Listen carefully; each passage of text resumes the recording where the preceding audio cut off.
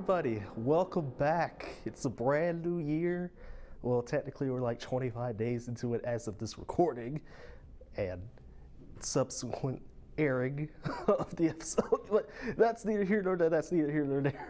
But anyway, welcome back to the Objective Slant. My name is Michael Lloyd, and hey, it's been a long time since I've seen some of y'all. I know there's probably going to be some new faces watching the channel this year, and it's gonna be great. It's gonna be great this year. I feel, it's a brand new year. It's brand new me.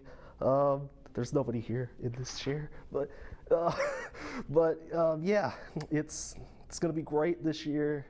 I'm loving this show so far. We've done 4 successful shows in the past 4 months, and I just love doing this. I love doing this. It's a good way to get some things out of the water, some things that I really want to talk about out of the water and into the fire, and that's what we do here on the show. I've had guests in the past, just that one time where it was really kind of controversial in a way, but at the same time, I'm loving this, and I've got to say, this is just fantastic, to be here on this network and all the related things, and I've had fun, talking to other people about this show too. So, it's just been a whole lot of fun, and just getting into the meat of things now. I'm pretty sure you're all aware by now of the government shutdown. It is, at this point in time, it's been 35 days. Who knows how long it will continue? It's really just the clash over the border wall, and I feel that it's kind of petty in a way, but at the same time, I get where the defenders and the detractors come from, both sides of the equation, where they come from on this topic and on this subject that I bring up. And the wall, I've seen a lot of posts about the wall and how it's just like, oh, well, it's just like taking out. I remember this one post saying like, oh, well, it's just like, say that I'm buying like a $75 watch or something like that. I'm sure watches don't cost $75, and I only have like what, $150, I guess. So just give me that 75 so I can borrow. I can get that watch, and you can use this other 75 or something else. And that's what it's kind of been like about the whole budget to get the wall funded. It's only like what, let's say like in a couple $1 billion, and we have a huge, it's billions of dollars, I believe, in the overall budget of things, to get this country up and running. And it's really just the trickle down effect of what Donald Trump wants. What he wants is what he's going to get. That's been him for a long time now, and if you hadn't noticed that, shame on you. But yeah, Donald Trump is going to get. That's what he wants. He wants his wall on the southern border of Mexico and into Texas. Now, I mean, it probably will not stop people from getting in. I mean, I really don't see the logic behind it, but I do see where Trump is coming from about this wall. And it's been a hot button for a long time, and it's really just kind of, slittered down and made Trump into, kind of this enigma.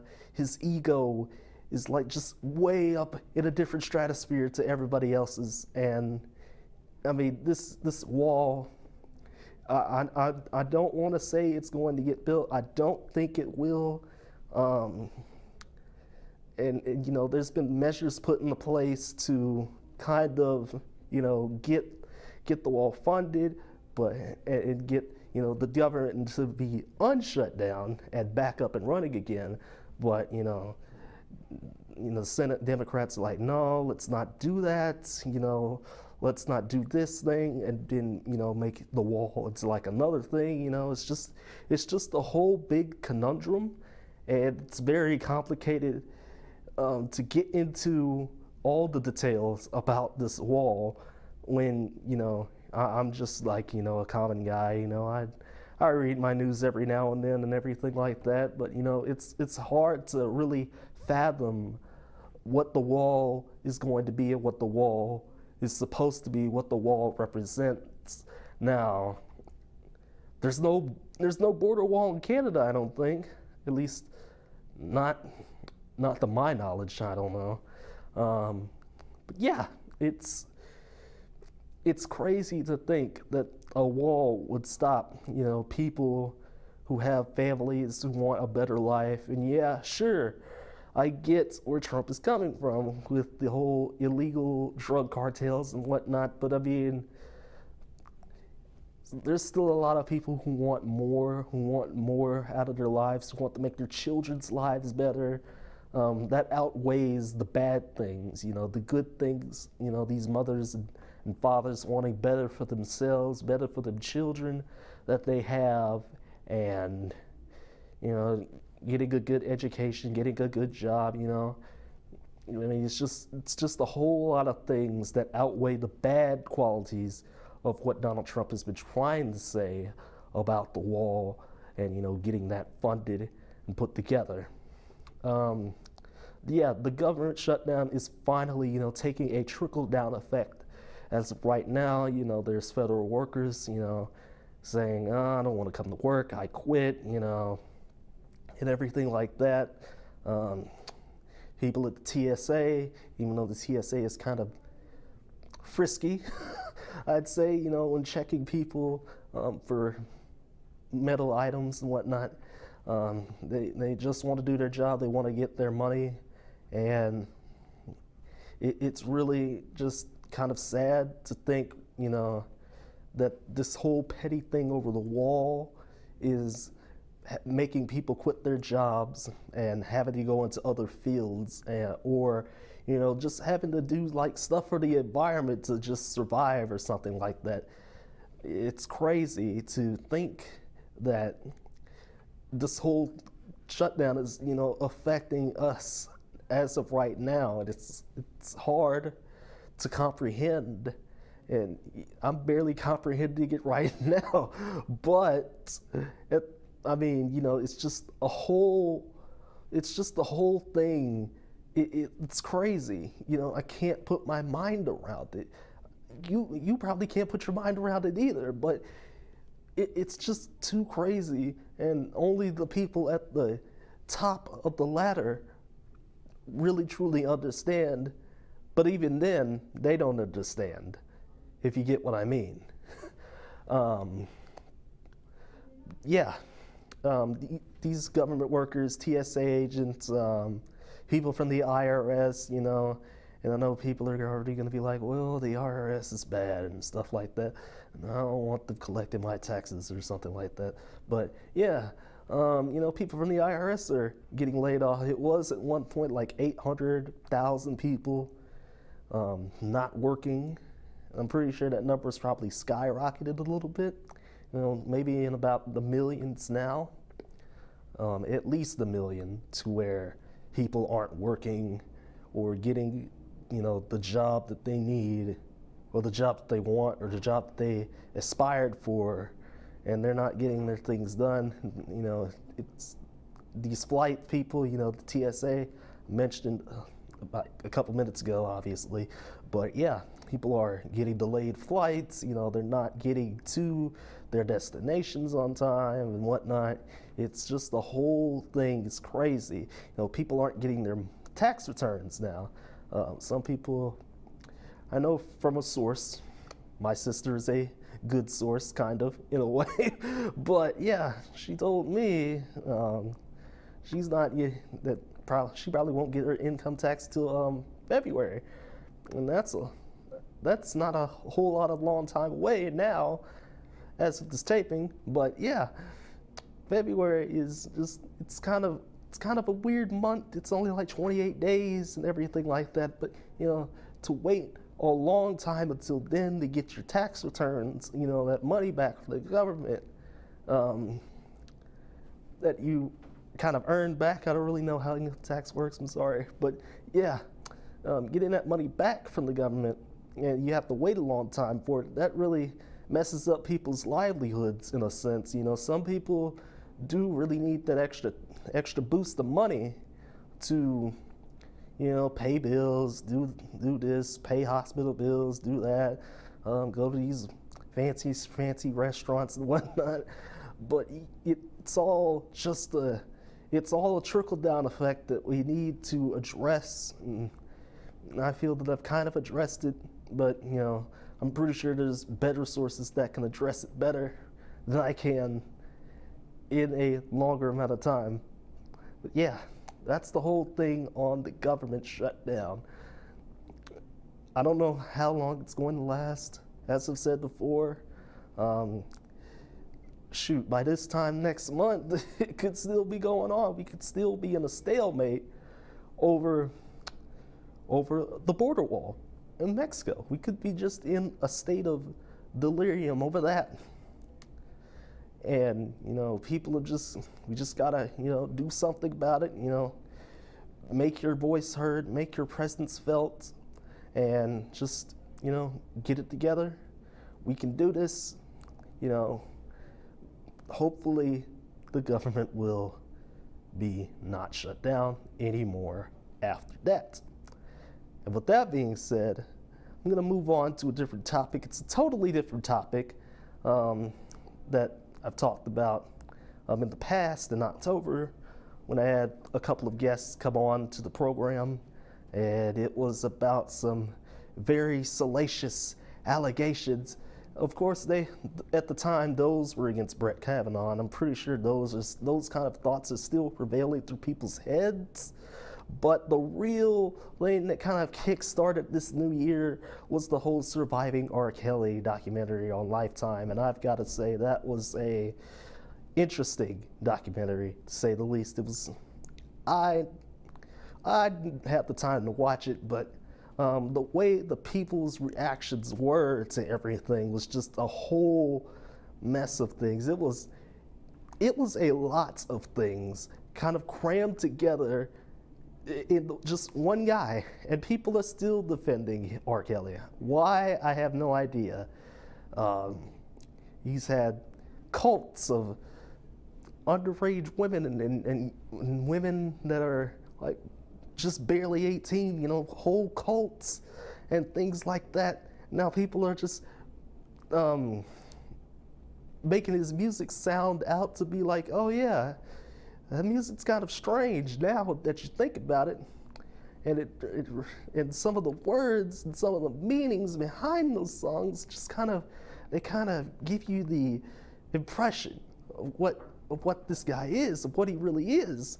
And to tell you the truth, R. Kelly should have been in jail a long time ago. I mean, I know he had a troubled background and everything like that, but still, that does not give you the excuse to do the things that you did.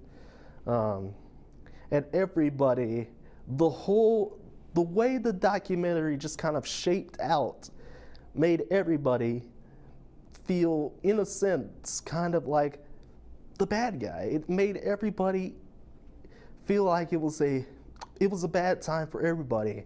And now R. Kelly's getting muted off of social media. He's getting record labels dropped and things like that, you know, because you don't want to be associated with that. You know, these big media giants, Sony, they don't want to be associated with that. I know he got dropped by iTunes, I want to say, or was that somebody else? I don't remember, but yeah, and to his point, he was kind of he was a bit furious at the documentary, I will say, from some articles that I've read about these past allegations, and these articles still pop up. They've been popping up in a way this week. I'm only seeing one of them, but last week and the week before and the week of that documentary, man, the stories and the articles that came out and everything like that, it was all just a big thing that nobody could wrap their head around. And it's kind of like the government shutdown too, you know, you can't wrap your head around this. I mean, you know about it. You know about the wall. You know about R. Kelly and what he's done in his past, with um, the whole trial and the video. I won't say more about the video, because if you don't know that already, you should. But yeah, it's just a whole big thing, and this whole documentary just kind of opened people's minds a little bit to where, you know, they just don't know how to comprehend. I don't know how to comprehend this thing either, when you think about it. And I'll talk about another guy in a minute, but, you know, it's crazy to just, you just can't wrap your head around it. I mean, I know there's some allegations against Donald Trump too, but I mean, people don't really talk about that as much. They're trying to just, the wall, this and that, you know, stuff usually about the government. But this kind of case, it holds a big place in some people's hearts. It holds a special kind of feeling in them, to where, you know, it invokes the emotions. And I get where people are coming from when they say they want to defend him, and they want to, you know, they want to see R. Kelly get better. They want to see the guy, you know, get better, you know. And there's been tons of parodies, tons of satirical pieces about, you know, basically what R. Kelly should do, you know, introduce some older women, you know, just do something. I mean, you know, you just can't wrap your head around it. You're sitting there thinking, well, that's a whole lot to take in, and I know I'm kind of reverberating some points here, but at the same time, you know, you just gotta really just dig your hands into the whole story. Maybe the entire truth's out now, you know. I mean, there was a police investigation. There was a little protest going on, you know, in Chicago, in one of R. Kelly's homes. And I think I saw a video of that. Don't quote me on that, because I don't know where the video is now. I'm pretty sure it's somewhere on social media. You can go find it, check it out yourself. But yeah, there are definitely still defenders who want, you know, R. Kelly, you know, to get some help, just do something. And I know some others are just like, doing all sorts of hurtful things. And it's really just a big psychological issue at the end of the day, to where, you know, these kinds of people, these celebrity predators, that I've kind of coined the term in a way. I'm pretty sure that's probably a term that's already been used, but I'm gonna say it, celebrity predators that just creep up, you know, using their fame, their power, their money to manipulate other people into doing things that they want to do, and that they feel stratified for, that they feel gratified, and they feel that it's out the goodness of their hearts to do atrocious and malicious things to other people, if that makes sense. Another guy that got arraigned recently, Kevin Spacey. I know, and we all know about his little endeavor that was also kind of salacious and disgusting.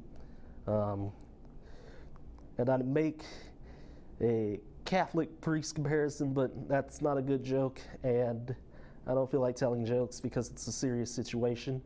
But yeah, he made a bizarre video before Christmas in his Frank Underwood character from House of Cards, and it was I think it was like carving a turkey or something.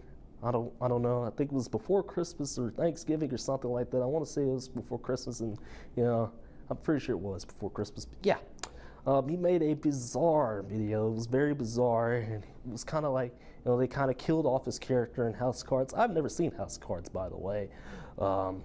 Yeah, they killed off his character, and you know, he kind of just, he was kind of speaking from the dead, I guess. You know, trying to prove his innocence, but you know, that didn't fly. That didn't work at all. They got him. And I'm sure, um, he's probably just waiting out, um, his whole situation is probably, maybe it'll get better, maybe it'll get worse for him. More than likely worse, because he's just kind of been blacklisted from entertainment for the most part. The whole media is just kind of, yeah, here we don't recognize you anymore. We don't know who you are.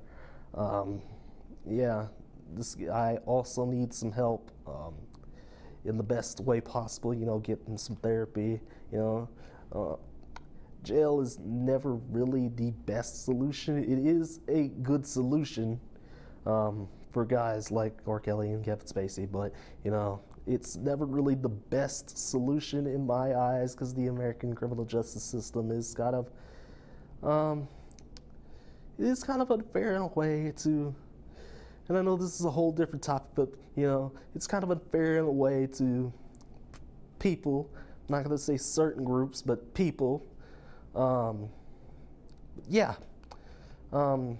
Therapy. Therapy is really a good source of, getting your problems, getting your demons out into the open, and just not, get them out into the open. Get your demons out into the open. Let people know about said demons. And yeah. Just let them know. Don't act on these demons. And I mean, these guys have acted on their demons, and I wish them, good prayers, good solitude for them to get better.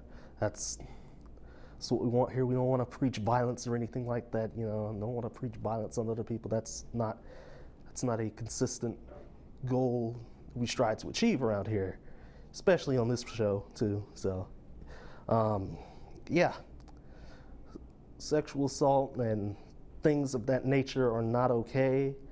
They never will be okay. And just if you're a UNT student, there's resources here on campus to help you out.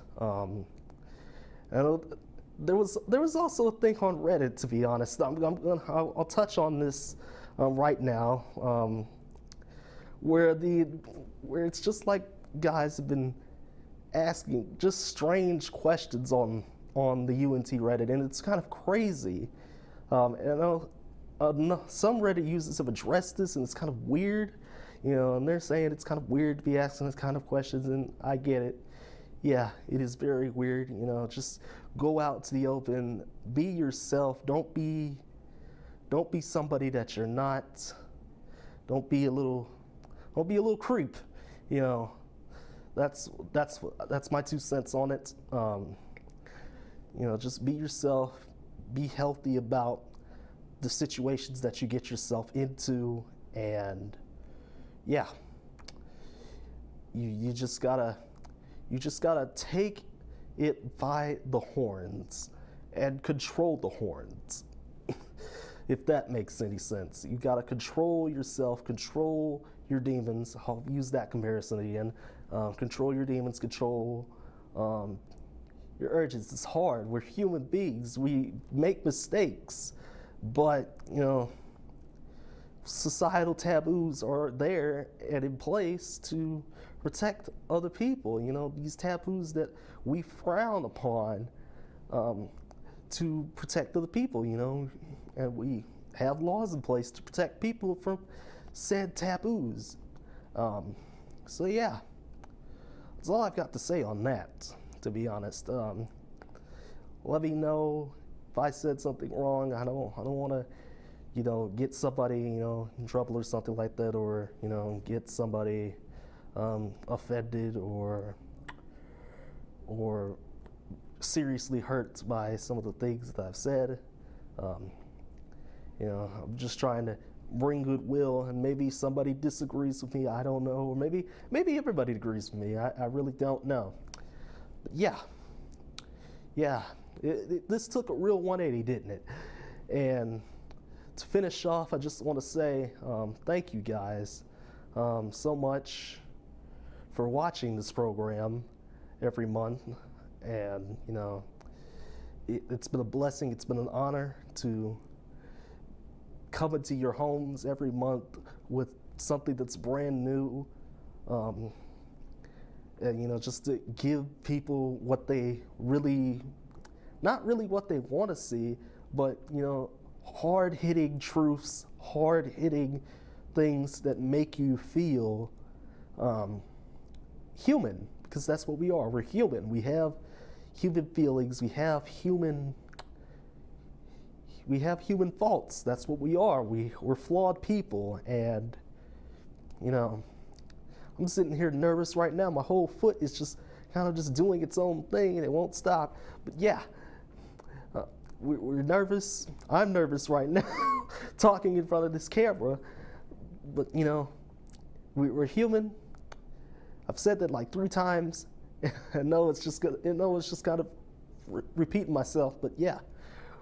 And the yes, we're kind of repeating myself there too, but yeah. Oh God. You know, people are people. And at this point, you know, we just gotta make the best of our situations. That's what I was trying to get at. Just to make the best of our situations. To all those who are affected by the government shutdown, to all those who are in the realm of, say, you know, I was abused as a child or something like that, something along those lines. I feel for you, and I want to fight with you and for you. And maybe and other sides of the coin as well, for both of the situations that I've talked about today. I want to fight for you. I want to help you get better in the case of people that like to do that. And the whole wall supporters, I want to help you guys out too. You know, everybody deserves a chance. That's what we all are here for. You know, people deserve a chance, and that's just the way the cookie crumbles. So with that being said, I'm gonna take a nap, and I'll see you guys next month with another show. Thank you so much for watching. My name is Michael Lloyd. I'm signing off. Thank you.